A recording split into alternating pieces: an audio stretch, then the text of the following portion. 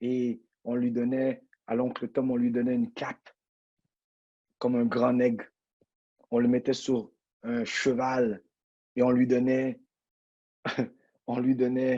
euh, un fouet pour se promener parmi euh, les champs et puis montrer à quel point il est grand.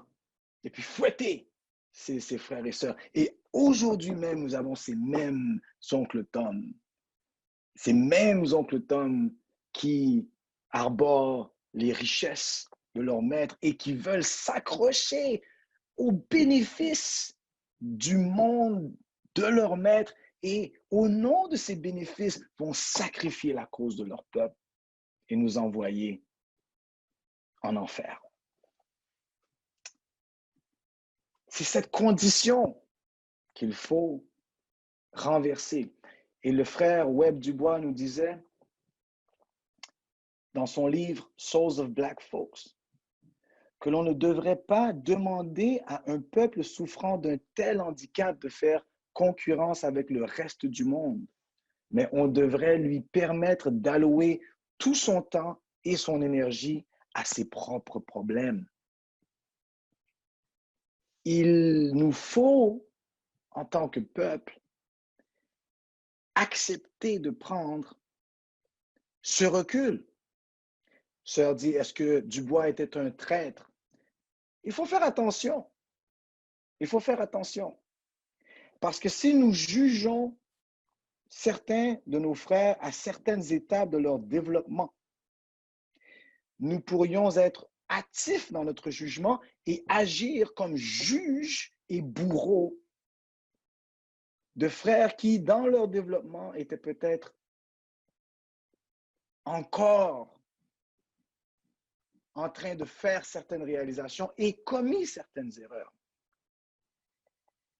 Frère W.E.B. Dubois et l'honorable Marcus Garvey avaient des différends, tout comme il y avait des différends avec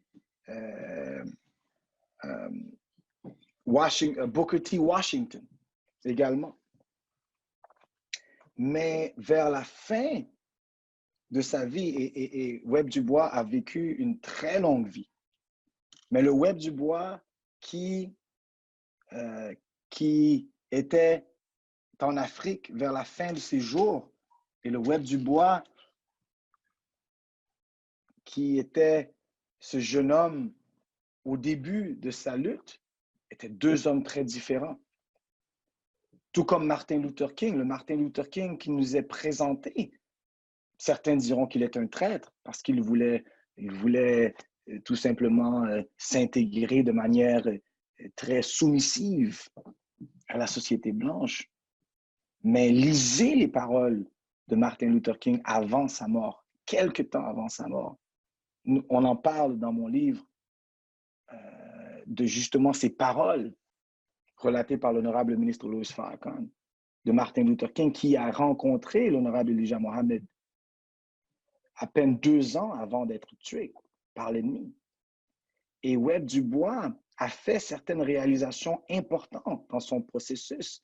Et si nous nous tuons les uns les autres et nous portons un jugement trop hâtif les uns contre les autres, nous allons, sans le vouloir, perpétrer ce cycle d'autodestruction. Parce que nul d'entre nous n'est parfait. Nul d'entre nous n'est parfait. Et nous devons développer une patience et un amour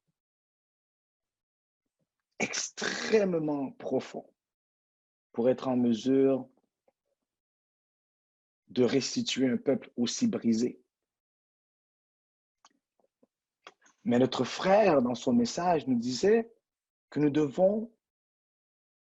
devrions allouer tout notre temps et notre énergie à nos propres problèmes, au lieu de vouloir s'intégrer parmi les autres.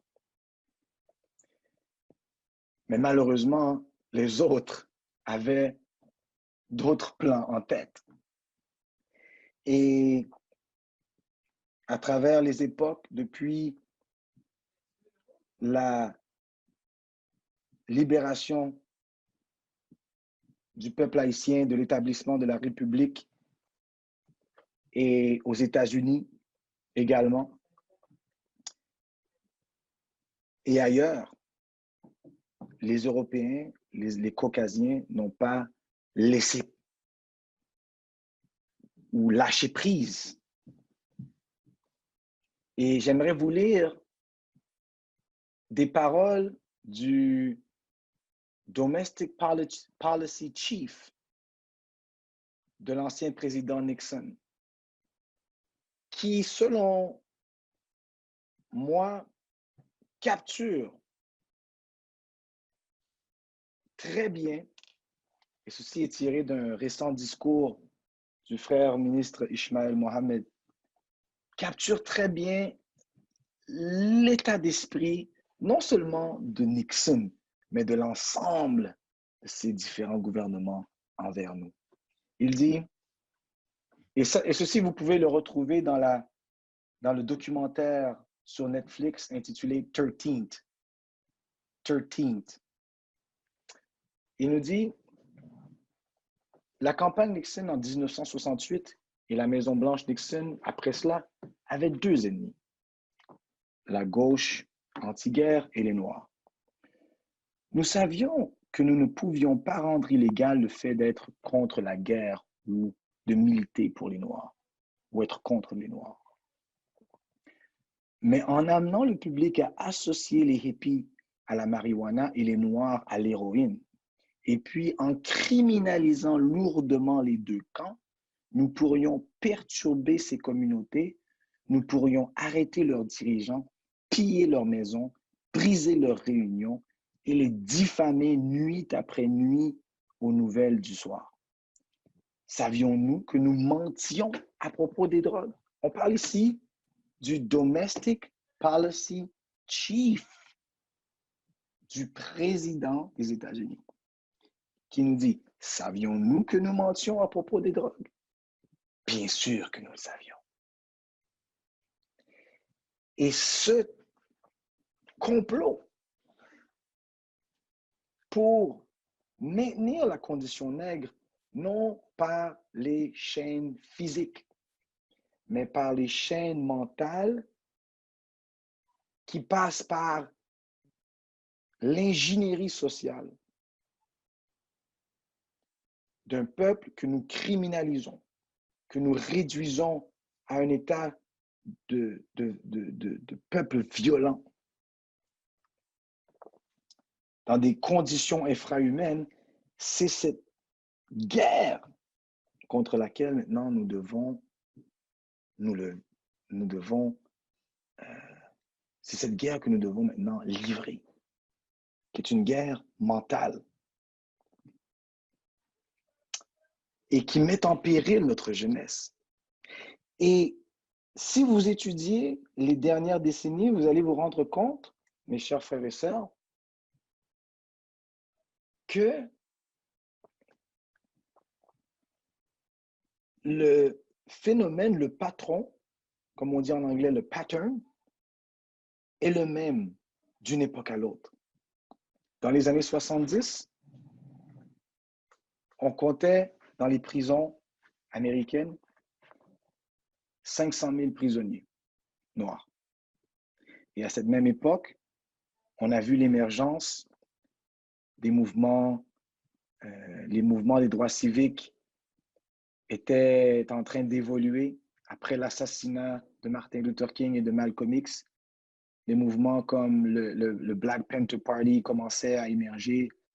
La Nation of Islam était très puissante et les programmes du FBI de contre-intelligence ont développé des scénarios pour empoisonner la communauté noire en complicité avec le système hollywoodien.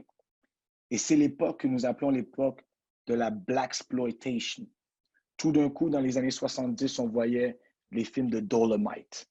On voyait le stéréotype du pimp noir, savez, là, les frères là, qui se promenaient dans les films des années 70 avec des semelles de chaussures. Vous savez, dans certains films, on en fait des blagues avec des semelles de chaussures qui avaient des poissons dedans et avec un aquarium dedans. Vous savez, les genres de pep avec des grandes capes et les chapeaux avec des plumes. Ce genre de, de, d'image du pimp, du dur à cuire.